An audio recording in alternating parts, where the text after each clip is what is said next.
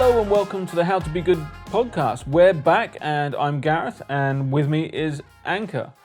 And we've been talking a lot over many weeks about the planting of trees and how we're going to be putting together or growing a How to Be Good forest. And on our episode today, we are welcoming somebody that's going to help us and hopefully you to do that. Yes, indeed. She is the CEO of TreeSisters Australia. The TreeSisters is a charity initially founded in the UK, but it's global now. To date, they've planted, actually just this moment, they've planted 16,765,922 trees.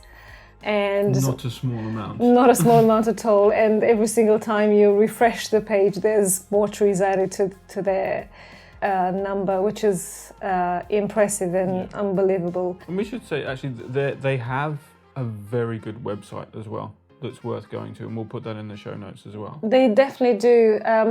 The community and the charity is based around empowering women, on the basis that the women are the foundation of society and community. We know many charities that empower women throughout their work, and you can actually see the amazing work that these women are doing. Absolutely. And yes, her name is Pollyanna Darling, and she's here to share all the information with you with regards to TreeSisters and also about our How to Be Good forest. Fantastic. So let's get to it and listen to the show. Hello and welcome to the How to Be Good podcast. I'm here with Pollyanna Darling, Head of Community Engagement and Strategy for TreeSisters. How are you? I'm really well, thank you. Excellent. It's so good to have you on, and we're really excited for this interview. We've been wanting to have TreeSisters on for a while. To be honest, I'd say Anka has been especially wanting to have somebody from TreeSisters on for a long time. So could you take us on a little journey from where your career started to being in your role now with TreeSisters? So where my career started right at the very beginning, or where my career started with TreeSisters? It's entirely up to you. You can take it from where it became interesting. So what I kind of like is to understand often how people get into these roles. Like a lot of people, we spoke to Laura Hamilton O'Hara. She's the CEO for the Living Future Institute. Originally, she was a lawyer. So it's quite interesting to find how people have diversified their original paths as well to then be on a path of their passion. Yeah, so I've always been an activist from like a really young child, and particularly, I suppose, focused on environmental stuff, but I didn't pursue that as a career. And I've done all sorts of things because I've never been one of those people who knew what they wanted to do. So I've been a writer and an intuitive life coach, and I've been an IT project manager and all sorts of things. And just had, I suppose, maybe starting 15 or 20 years ago, probably around the time I started having children, really feeling like I wanted to be doing something more meaningful with my life, and kind of calling that in, I suppose, in a way. And then one day I was sitting at my computer. This was when I used to coach women, primarily, often creative people, to be realizing what they wanted to realize in the world. And this video came across my path, and it was Claire Dubois, who's the founder of TreeSisters. And she wasn't saying anything that would particularly make a person weep, but I just burst into tears, and I sat there crying while watching her on this video. And I sent her an email straight away saying, you know, you've got me, my heart is in this. And she wrote back to me and said, well, let's Skype. So this was right in the really early days of TreeSisters. So we Skyped, and she was like, well, what can you do? Is there something you can do? I said, well, I can do all sorts of things. I can write, I can do website stuff, I can, whatever. So I started volunteering with TreeSisters, just doing bits and bobs here and there. And then over the years, I piloted a training here called The Deepening, which was a piece of women's work that was done in Circle that was really quite amazing. So I piloted that here and did a few other different things. And then I joined the team in 2018 to really look after community engagement. But since then, I've ended up wearing many different hats in TreeSisters. So it's been an evolution mostly from my heart. And I kind of live in a winging it sort of way, generally. and I suppose I follow what I'm most drawn to. And I was intensely drawn to TreeSisters. So that's how I wound up doing this, basically. Fantastic. So could you tell us and our audience a little bit more about TreeSisters and what you do and how it came about? Yeah, so the story of TreeSisters beginning is quite a remarkable one, really. So Claire, who I mentioned already is the founder of TreeSisters, she was driving along one night and she slipped on black ice and her car hit a tree. And the tree actually stopped her going off over a cliff. And in that time after she'd crashed the car and she was sitting in the car, she had a sort of like download, I suppose you could call it, of these instructions for creating TreeSisters, which was that, you must gather the women, you've got to reforest the tropics in 10 years, women have to realize who and what we really are, or it's over, and a few other things. And she procrastinated for quite some time, tried not to actually create this thing because she was like, how am I going to do this? And why do I have to gather the women? Why women? Like, why can't it just be everybody? Surely this is the work of everybody. And then she eventually did get on with it. And TreeSisters was born out of that and out of these original instructions to reforest the tropics. So what we basically do, we have two main branches which are really intertwined. One is to reforest the tropics. And we've been doing that essentially through crowdfunding mechanisms, really. So it's through people like us donating $20 a month or whatever, or donating through their businesses for the trees. So 80% of people's donations go towards tropical reforestation. And that's across the whole tropical belt of the world rather than just Australia, for example. And the other part of the work that we do is that I suppose it's behavior change, consciousness shift. It's about reconnecting people to nature, and it's also about women and about women remembering who and what we truly are, and about the rise of the feminine or the rebalancing of the feminine in human consciousness, so that we can remember our role as caretakers of planet and be reconnected to the nature that is actually, we are nature, and that also we have to have in order to thrive and to live. So that's it in a nutshell. Absolutely. What do you think the role of women should be in actions against climate change? That's a big question. We know that women are disproportionately affected by climate change because of a bunch of social, political, legal, and other sort of underlying issues. Women end up being disproportionately affected. And that could be because they're the ones that walk to collect water, for example, for their families. And if there's drought, then they have to walk further. There's a higher workload for women.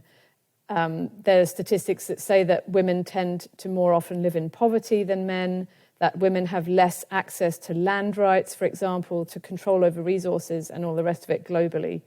So there's a whole lot of reasons why women are more greatly impacted by the effects of climate change. And then there's also a whole lot of research that demonstrates how incredibly effective women are when they take leadership on environmental issues. So, for example, there's a study that I read where it said that women landowners, so where there are women who are landowners, they get something like a third more yield from their crops, and they tend to have better environmental outcomes on their land. And we know that in community, women have an enormous amount of power. And so when women are able to bring their voices to community and offer, I suppose, their perspective in terms of being, looking after the family or looking after the land or tending to life in a sort of general sense, then that has a huge impact on the community. I recently interviewed a woman, an amazing woman called Teresa Gatonga, who works for ITF, which is the International Tree Foundation, on one of the projects TreeSisters funds in Kenya. And she was talking about the impact on women of reforestation activities, for example. So the women in the community in Kenya that she works in, they are the ones who traditionally collect the firewood. And so they were previously having to go further and further to collect firewood as the forest was depleted. And through this project and the trees that have been planted locally, the women don't have to go so far to collect the firewood. And that's actually allowed them to participate more in community decision making because they've got more time. So there are kind of these broader, bigger issues of like access to land rights and control of resources and political stuff that's in play. But then there's also this much smaller kind of daily realities going on that mean that women are disproportionately impacted, and they can have a huge impact when they are able to participate in community action. And the same is true, in more affluent countries, that when women come to the table and speak up, and they tend to, it's it's difficult to talk about this now because there's a whole lot of transition going on in society, I think, around gender and gender roles. And like where 10 years ago you might be able to say, well, women tend to be the caretakers and they do this, they're more nurturing of life, or whatever you might say. That feels like that's really changing, that those fixed gender roles that we've all kind of been assigned for a very long time are becoming much more fluid. Yeah. So understanding that it's a women only community, it is inclusive for men as well, but it is mostly trying to encourage women to take leadership in conservation. Is that yes? So right? Yeah, we're called TreeSisters, but there are no exclusions to men or anybody else. So we have quite a lot of men that support TreeSisters via donations. We have a couple of male volunteers. We, our community, our online community, The Nest, anybody can join, regardless of gender.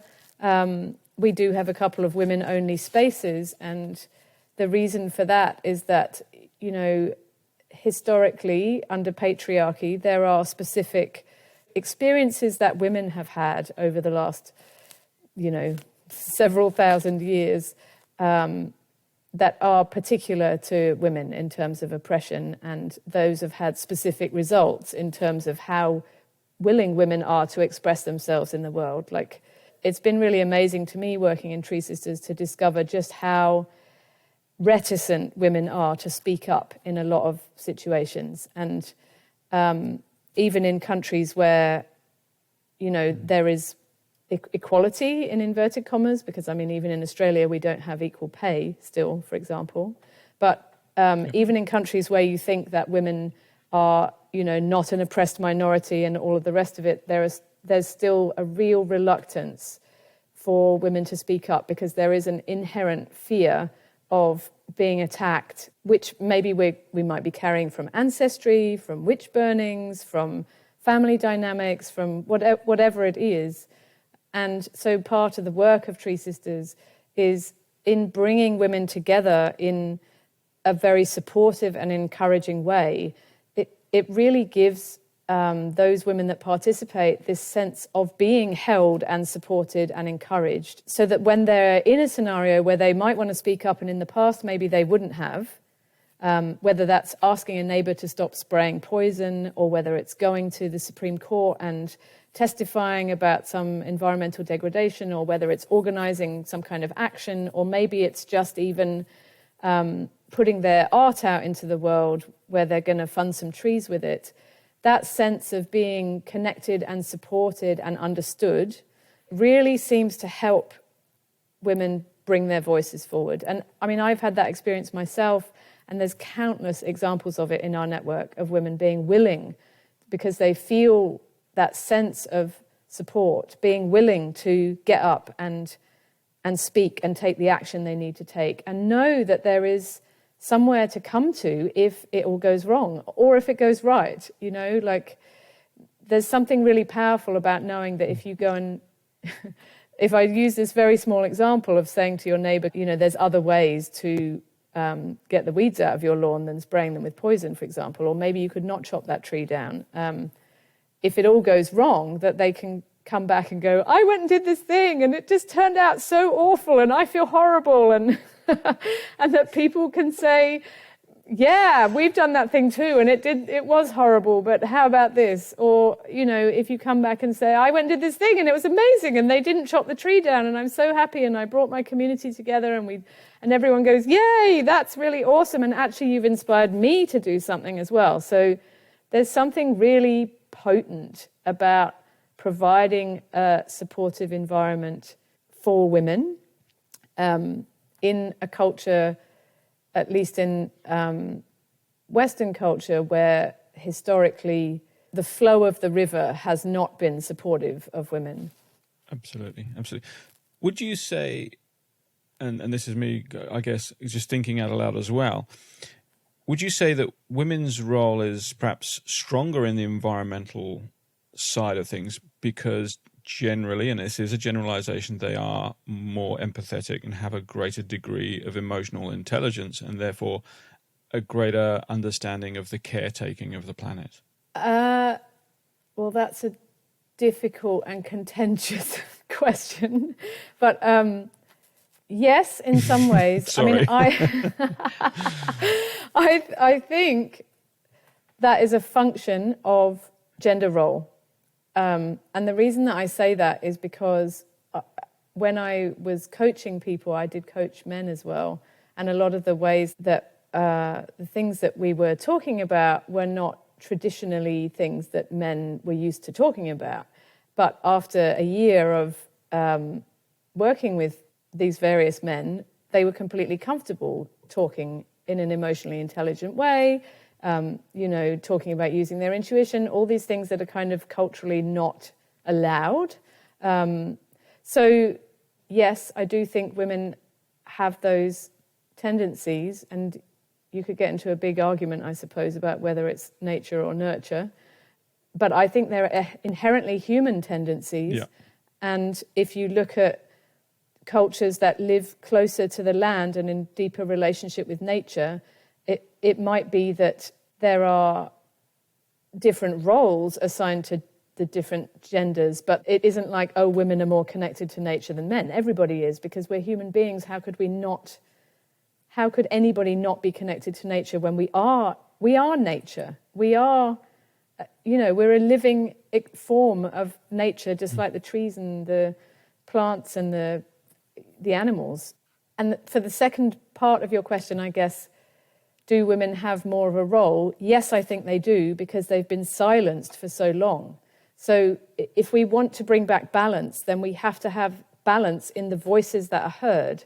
And the voices that we've heard for, 2,000-3,000 years have been primarily male voices, and they've been primarily focused on a patriarchal direction. And so I think in order to bring balance back, all of the voices that haven't been heard, which isn't just women's voices, it's, people who've been on the receiving end of colonialism, people who are less able-bodied, all of the different voices that have been suppressed by patriarchy and oppressed by patriarchy and kept out of the kind of general conversation, those voices all need to be brought forward, and women's voices are one of them. Yeah. Thank you. So, trying to bring it back to where we were before. Part of your objective for TreeSisters is to build a global network of sisters. How far around the world are you managing to reach at the moment? Well, we've got a few different kind of streams of network, I suppose. We've got a private online community which has about 7,000 people in it right now, who are from about 112 different countries. Well, a lot of those people are from USA, Canada, Australia, UK, English-speaking countries, because TreeSisters is a UK organisation and speaks English most of the time, although we are heading towards trying to reach into more communities where English isn't the primary language and translate some of our material. And then in terms of, a wider global audience, there are something like close to 300,000 people following our social channels and in our email database. And then there's also the communities that are impacted by the tree planting projects, who are participating in those projects, who are across Madagascar, Cameroon, Nepal, India, Brazil, Mozambique, West Papua, West Borneo. I've probably forgotten somewhere, Kenya. So there's those communities there as well. So pretty far-reaching then, which is fantastic. Yeah. How many trees have been founded to date? So funded to date, we have in total funded, I think it's close to 17 million right at this point. We've got a very audacious goal, which is to fund 1 billion trees. And we're aiming for 25 million by the end of this year. So that's where we're up to right now. Wow, fantastic. That's fantastic. I was going to ask what's your yearly target, but we've just heard it. So it's aiming to 25 million to the end of the year. That's a fantastic amount. So could you tell us a little bit about how people partner with TreeSisters? How can people and businesses help and get involved? We actually have loads of ways that people can get involved. I mean, obviously, from our perspective, we want everybody to be supporting the planet and the trees by donating for the trees. So there's that aspect. And the vast majority of our donor community is donating $20 a month, like I said before. There's actually an Australian tree sister called Jane who always says that, the reason that she loves to do it is that because she knows that money's going every month to TreeSisters, so that even if she has a terrible day or a terrible week, she still knows that there are trees going in the ground because of her, and there's something about that that's really supportive to her. So there's that way. But we've also got obviously not everybody is financially able to participate, and we've got a whole lot of other ways that people can participate with TreeSisters. So we've got an amazing crew of, I think we've got about 60 or so volunteers around the world who do all sorts of things. So we've got volunteers that are doing research with the reforestation program. We've got volunteers who are screening projects. We've got volunteers who help in our online community to support and encourage everybody. There's lots of sort of opportunities for volunteering. We have a whole load of monthly calls and activities that go on. So we've got a full moon call that we do on the full moon, obviously, which is a meditation that's designed to help people reconnect to nature. We do these beautiful calls fortnightly on 2 different time zones they're called sistering calls, where they're an invitation for women to come together and be in a very different space together. There's our Nest community that people can come and participate in. And then we also have more and more businesses partnering with us. So, and that could be anybody from somebody that's written a book or makes handmade jewelry to a much bigger organization who are doing broader things in the world, donating a percentage of their profits, or a tree per ticket, or a tree for a night's stay, or whatever it happens to be, giving back to the trees and the planet from their business activities. Because as we know, almost everything that we do is using resource of some kind, and TreeSisters is offering people a way to be in reciprocity with the earth and to give back from your activities. Earlier you talked about some of the other charities that you are working and connected with. What are some of those, and how do you partner with them? So in terms of the reforestation activities, TreeSisters doesn't run the projects.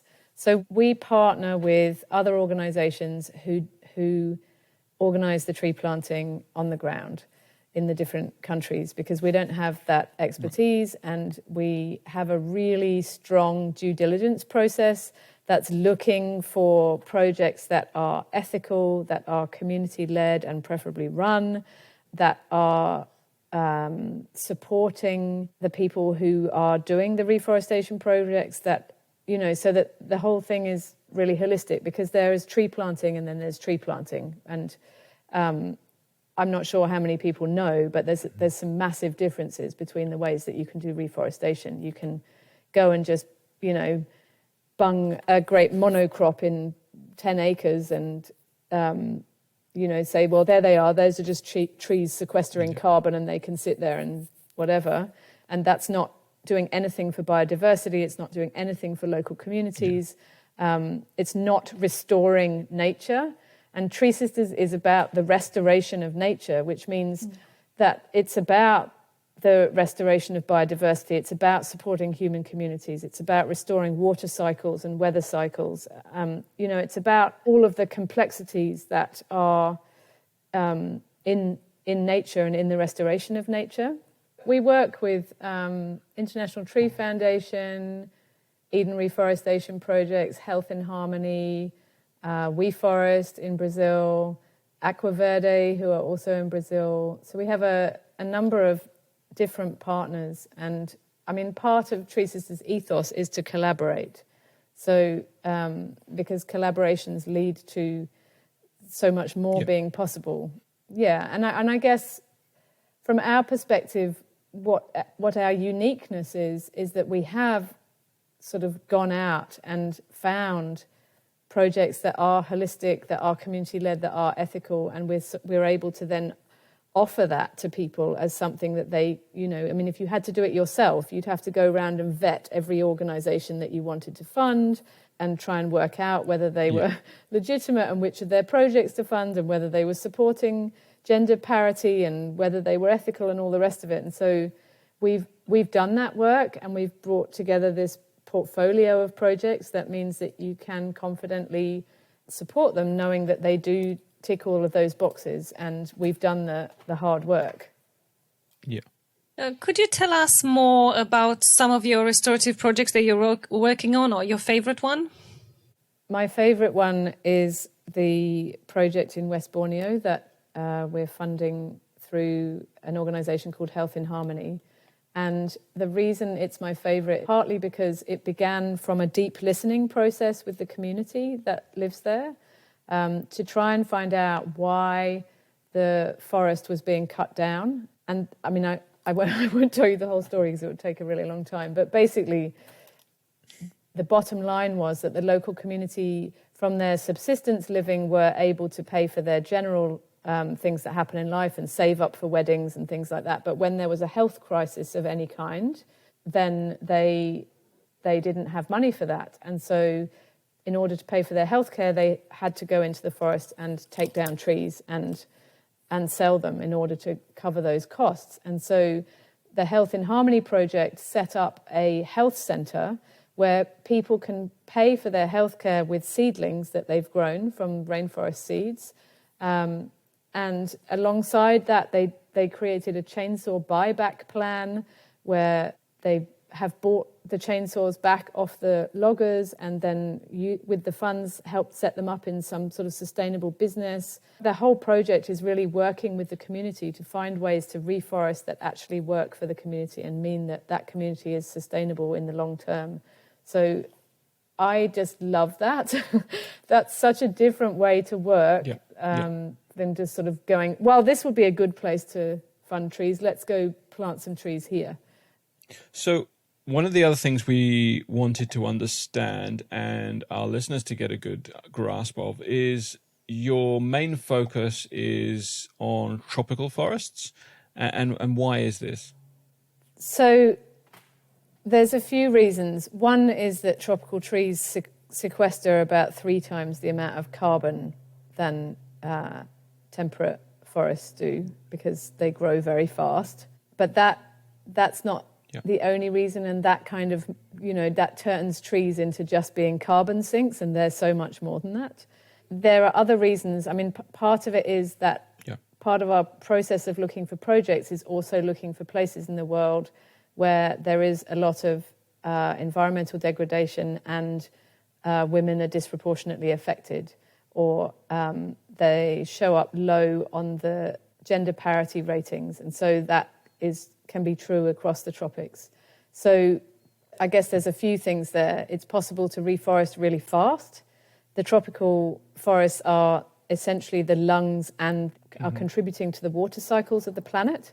So without them, without those tropical forests, which are transpiring into the atmosphere all the time and basically massively contributing to the whole water cycle of the planet, without them, we're lost, really.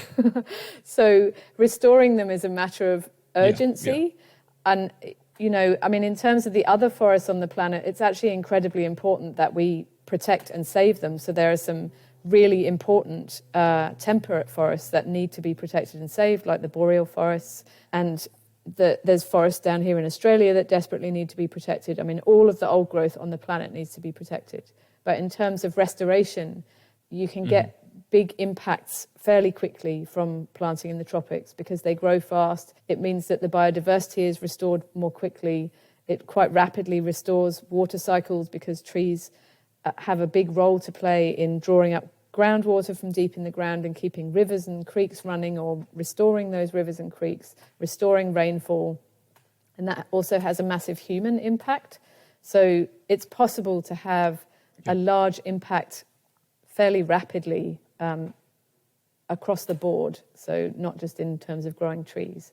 So that's primarily why we're focused on the tropics. Yeah, fantastic. No, it's the biodiversity that's there in the tropics as well that can be aided is it's almost immeasurable, I guess. Yeah, and biodiversity is actually much more important than people realise. I mean, I hesitate to talk about the pandemic, but the levels of biodiversity actually impact things like viruses escaping from the wild and coming into contact with humans. So the more biodiversity we have, the less likely it is that viruses from animals will escape into human communities because of the way that vector animals work. So I won't go into it now, but it's a much more important measure of planetary health and human health than people generally understand. Yeah, absolutely. And just the fact that it reduces the likelihood of interspecies contact between humans and the other species, and therefore the transmission of the diseases, because they don't need to venture out further than their habitat, I guess. Yeah, well, there's the habitat factor, but there's also, and I'm slightly woolly on this, so you'd have to go and look it up, but when deforestation happens, the animals that tend to thrive tend to be disease vectors.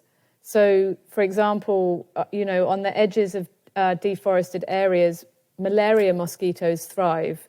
When you have deforestation, it tends to be that rodents thrive, and those are animals that tend to be vectors of disease, and then as they lose their habitat, they come more into contact with humans. So nature is so incredible. There's such a high level of complexity of interrelationship that we, as human beings, I think we're only really just touching the surface of, like we don't understand all these interrelationships, and we're just beginning to kind of understand them at the point where, a lot of things are really falling apart, and that restoration is so desperately needed. Yeah, absolutely. So we would like to talk, if we could, a little bit about your Growing Forests program. We've obviously started the How to Be Good Forest, and we're hoping that that's going to be a big one at some stage. But we'd love our listeners to know a little bit more about how it works. Yeah, so I mean, we're basically inviting everyone and all businesses to grow your own forest, essentially. And on our website, you can set up your own fundraiser that you can share with your network, your community, your customers, whoever. that's basically growing your forest, and people can make contributions to that forest as they wish, and over time you can see how many trees you've funded. People can leave comments on your How to Be Good fundraiser page. If I went there right now and made a donation, I could say, I really love your podcast and I'm giving you these trees because because it really matters, or I want to, we've got people who've grown a forest in memory of a loved one, and then, everyone comes and they write lovely things about that person. You might have seen we had a Grow Forest page for Captain Tom, who's the gentleman in the UK who raised millions for the NHS by walking around his garden in lockdown, and he died recently. And so his family wanted to grow trees through the Woodland Trust and through TreeSisters, and we've got a Grow Forest page for Captain Tom. And you can see everybody's comments about him, which they've written on the page. So it's a really beautiful way of funding trees and supporting the planet and being in reciprocity with the planet, and also having something that you can share, where you can say, this is what we're doing, this is our way of giving back, and you can come and join us in that and contribute to that. Absolutely. No, it's fantastic. It really is. One of the things I wanted to get an understanding of, so a lot of people, I guess, perhaps are not sure what it costs to plant a tree or so forth. So how many trees, say, could you plant for the average price of a cup of coffee or something like that? Or could you plant a tree for the same price as a cup of coffee? Yes, you definitely can. So the tree price that we operate on is 40p a tree, which is 72 Australian cents, something like that. So it's 50 US cents. So for the price of a cup of coffee, you could probably get about 4 or 5 trees, depending on where you're buying your coffee. And that, I mean, obviously the pricing of, it's a difficult thing to talk about tree price, because people think, I'll give my 40p or my 50 cents or whatever, and one tree will grow in the ground. But incorporated in the tree price are things like the costs of due diligence for the project and monitoring and reporting to make sure that 80% of the trees are surviving and so on. So, yes, you definitely can fund several trees for the price of a cup of coffee. And if you are doing that, on a weekly basis or a daily basis or a monthly basis, you can make a significant contribution over a very short period of time. Absolutely. Yeah, it's impressive how many trees could be planted by just replacing one of those simple, I guess, for many people, everyday costs. Yeah, and it's really impactful, because it's not just putting a tree in the ground, it's also, it is supporting weather cycles, it is supporting those communities that are doing the planting, it is supporting biodiversity. It's a really impactful thing to be doing, which is why I said, Jane finds it so significant for her, because, no matter what's going on in your own life, that over there something impactful and positive is happening. Yeah. Indeed. So can you tell us about the full moon gatherings and the connection between the TreeSisters and meditation, and how that helps the TreeSisters? Yeah. So I suppose the part of our work where we are supporting and encouraging human beings to reconnect to nature is really, really important. It's actually been a lot harder than you might think to get people to donate for the trees. So Claire, the other day actually, she said, I just thought that when everyone realised how important trees were, everybody would just give for the trees. Everybody would just start donating for the trees, but they haven't. And I think part of that is the fundamental disconnect between human beings and nature. So because we're so removed from nature in so many ways, we live in houses, we spend a lot of our time on tech, a lot of us are very busy with work and children and trying to keep a roof over our heads and all of that stuff. I mean, we're time poor, we're there's a lot going on, and it's only seems to be becoming more and more. And connecting to nature is something that takes a sort of a leaning back and a spaciousness and a dropping of all that noise and jabber and everything else. And I guess just remembering that we are nature and that we are connected to nature. And what we know from working with people is that what we love, we will protect. And so there's a piece there of coming back to remembering who we are, falling in love with nature again. The full moon calls are a part of that work of providing the space for people to take time out from everything else that's happening and to spend time with themselves, reconnecting to self as nature, to the wider nature around us. I mean, it seems like a really simple thing to take maybe an hour once a month to join a meditation with a whole lot of other people.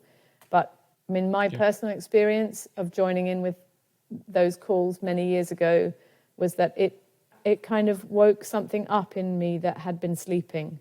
And then once it's waking, then there's so much more potential for really remembering ourselves as part of nature. And we know that when you do that, then you're more willing to take action, you're more willing to protect, you're more willing to caretake. You have more of a sense of yourself as a part of the world rather than an individual person running about in your own life with all your own this and that.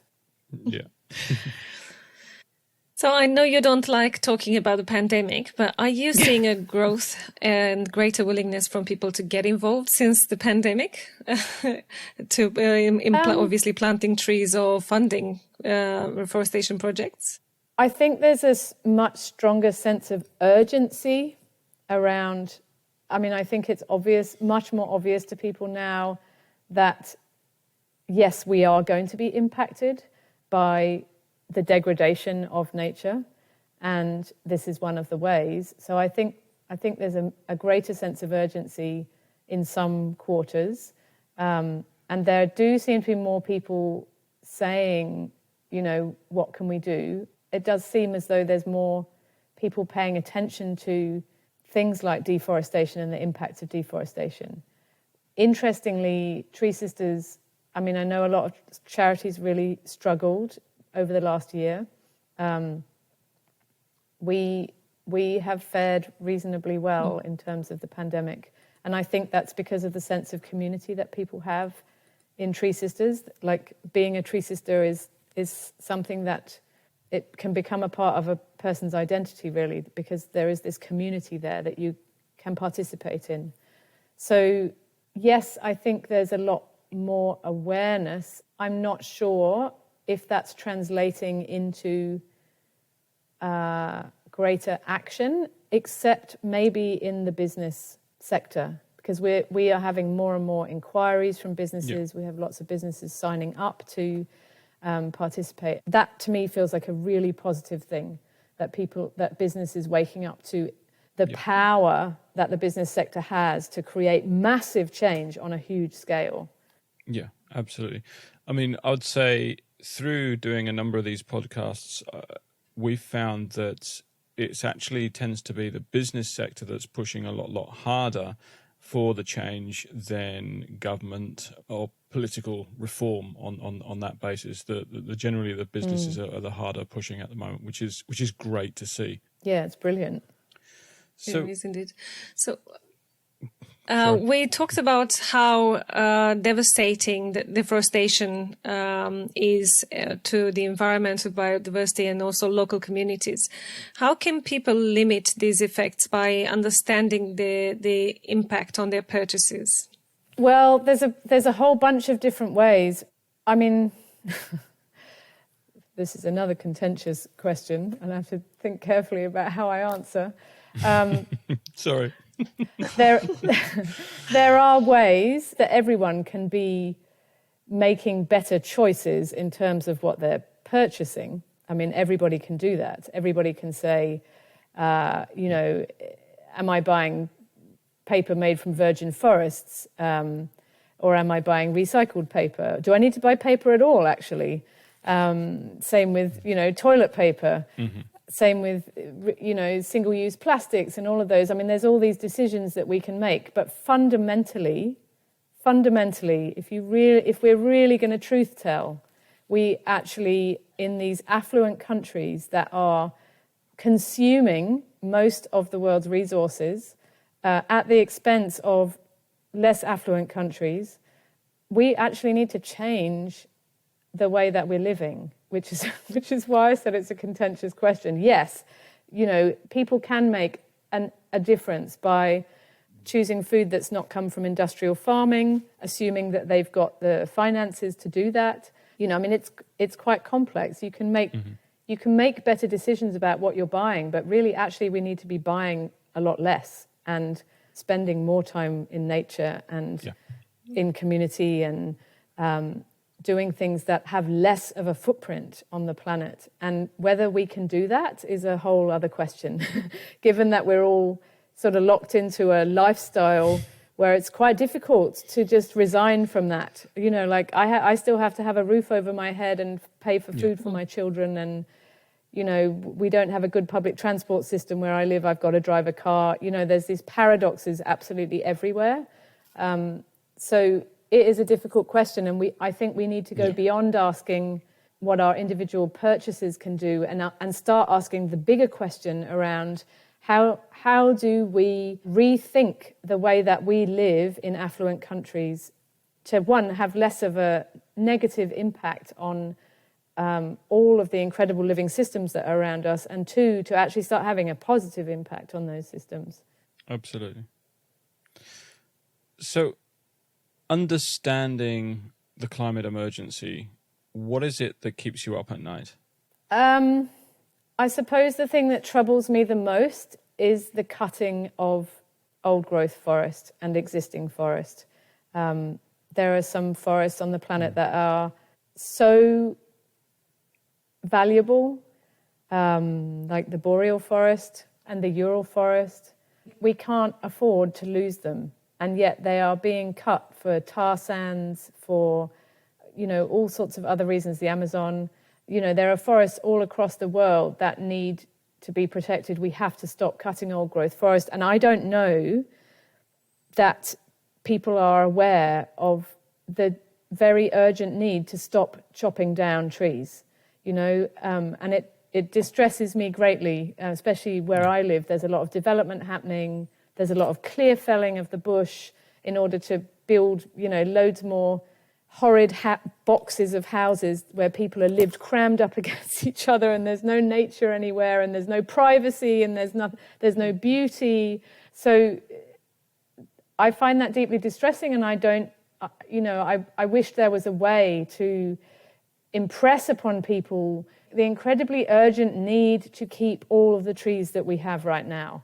I feel good in myself about the work that we're doing to restore and to put back, but you cannot replace a 200-year-old tree by putting a sapling in the ground. You can't replace the role that it's playing in an ecosystem, the carbon that it's storing, the function that it has of transpiration and drawing up water, the accommodation it's providing for insects, and it's incredibly key part in the process. And then if you take a whole forest that is functioning that way and you just take it out, there is a loss there. Those places are priceless, and we need to protect them and keep them. Absolutely. Okay, so to turn it around then, what aspects at the moment make you more optimistic for the future? I think it's young people. I've got 4 kids. 2 of them are adults now. Most of the time when I come into contact with young people, they seem to care a lot more than previous generations about the state of the planet, about each other. And I really feel like there's a lot of hope there, and that they need to be supported. And they think in a different way, which is, really needed. And if you wanted to get a little bit esoteric, you could say that, because we are nature, that, those young people who actually really care about the planet and each other and the state of things are, nature's own immune system coming forward with something that will help. So I feel really hopeful about that, and I feel like the best thing that all of us can do is support young people that do care about the planet, that care about the trees, that care about community, that care about living in ways that allow human beings to thrive into the future, that those young people are well supported by all of the rest of us who've got platforms, funding, who can encourage, who can help, in whatever way. Absolutely. So our first interview was interviewing year 5 and year 6 in a local school.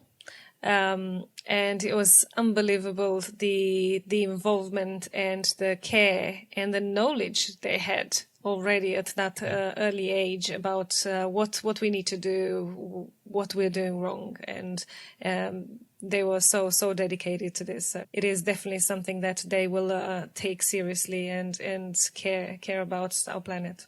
There's one thing that really matters in all of that, which is that what I see is a lot of young people becoming kind of depressed and numbed out and shut down by the environmental situation, and that one of the things all of the rest of us can do is actually support them to see the power and capacity they have to create change, rather than just focusing on everything that's wrong, to really bring our resources and capacity to support those young people to see that that change is possible and that the power is actually in their hands, because I think that is a really important piece. Otherwise, people just slide off into depression and apathy about the state of things. Absolutely. Indeed. And finally, if there is one thing we can change that will have a massive impact on our planet, what would that be? How can we be good? There's so many. There's so many ways. How do I pick one? Maybe, can I have 2? Of course you can. We're building a list. We are building a list, so you can have as many as you want to. Okay.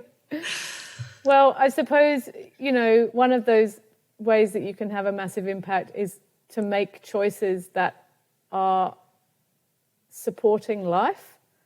So thinking about the choices that you make in your life, whatever they are, whether it's purchasing choices or decisions about family or whatever it is, to really consider what is supporting all of life, in much the same way that, some Indigenous traditions consider 7 generations ahead. Like, what's the impact of this on the next 7 generations? Those of us in Western culture have not been taught to do that at all, but so that's a big leap for anyone to make, me included. But, it is possible to think about the wider impact of the different decisions that we make and what is supporting to life.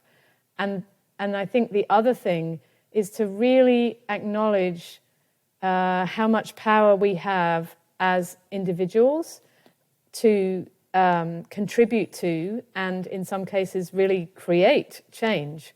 It's really easy in the face of the news, oppressive political systems, oppressive economic systems, terrible things going on all around the world, to kind of go, well, I'm just this little tiny person and what I do doesn't matter, and I may as well just go and eat toast and watch TV and not worry about anything. But if there is in you some impetus or some forward motion towards creating change or bringing your voice or whatever it is, to know that it actually makes a massive difference. People can make a massive difference. One person can make a humongous difference. And no matter what anybody tells you, and I know this for a fact because I've seen people do it and I've done it myself, and you can do it in a way that can be hugely impactful in your own community by doing really small things like joining your local P&C at the school and inviting people into creating less waste or buying stuff from a different place or more healthy food or whatever it is. Or you can do it on a huge scale and get some global platform, and or you can do what both of you are doing, and bring people onto your platform and share their voices. So that is something to never ever forget, that if you have the impetus to create change, and it doesn't matter if you're frightened, doesn't matter if you think it's not going to go anywhere, doesn't matter if everybody else says, no, you can't do that, is to just know that you will and can have a huge positive impact on the people around you, on the environment around you, and on the planet. Absolutely.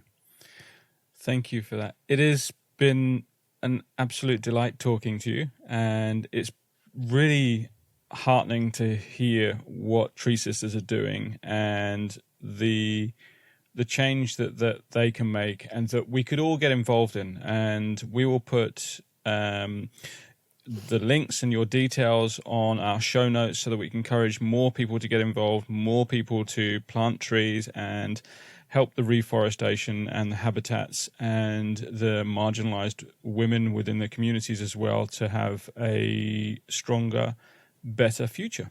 Thank you. No problem. Thank you very much. And this was Pollyanna Darling from the TreeSisters. What an amazing interview, and what an amazing lady. Absolutely. It was a great opportunity to learn about their projects and her passion as well. I took a few points from this interview, and of course we'll share everything on our page and on Instagram and Facebook and so on. One of them was how they empower women in the poorer communities through their projects, and how actually the women in these poorer communities are highly affected by climate change. And more affected than men as well. Indeed, in many cases. And the other thing is, although it's called the TreeSisters, it's obviously empowering women in the poorer communities, but it's inclusive for everyone to join. I think the other point that I've taken is with regards to deforestation.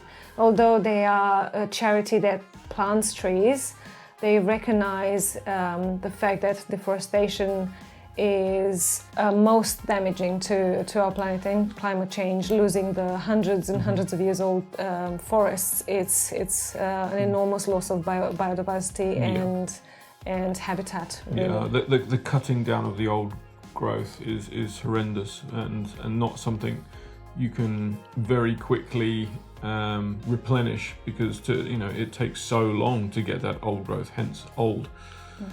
So. Indeed. And we talked a little bit about our How to Be Good forest. Yes, we did. So that's exciting. So I guess this is it. This is our official start. We've given you sort of little snippets beforehand, but this is the official start of the How to Be Good forest, where we're attempting to do just that, plant a forest for the How to Be Good podcast and for the planet, and to make a better change. And we have partnered with the TreeSisters to do this. Yes, we have. We'll share everything on our obviously pages, and you can either donate just as a one donation or a monthly payment. However much you can, it all helps. As Pollyanna said, you could pay for 5 trees to be planted to the price of 1 cup of coffee, which I'm sure we could all easily give up that coffee to plant 5 trees. Once a month, I think exactly. A coffee for 5 trees it's a good exchange. And I think the last bit that we take from this and from what Pollyanna has shared is not to forget the power of one, the power that we can have in us to create change. And I actually was talking the other day with one of my friends, being overwhelmed about the crisis they were in and not knowing what she can do about it. We can all change and generate change. We can all help, even if it's a small donation per month to plant a tree, or using less plastic, or driving slightly less, or if you have the opportunity, changing where your fuel is bought from, in terms of on your house, and also where your money is spent and invested too. Exactly. Even just volunteering to a charity, if none of the other options work, is a reason for change. So anything that you can do will definitely help. And rest assured, there's a lot of people across the world doing the same, and just doing the small changes or the large changes that they can do for a better future. Absolutely. So listen to us, subscribe, and we would love to hear some of your reviews and comments. Email us. We really enjoy hearing from you and what you think, what we should do, what we should change. It's always great to hear. So you can find us at www.howtobegood.com.au, and there's all the information there. There's also the link to the Patreon page. So it's great, and we'll look forward to seeing and hearing from you next time. And don't forget to donate for our How to Be Good Forest. Absolutely. Take care. Stay safe. Bye-bye. Bye.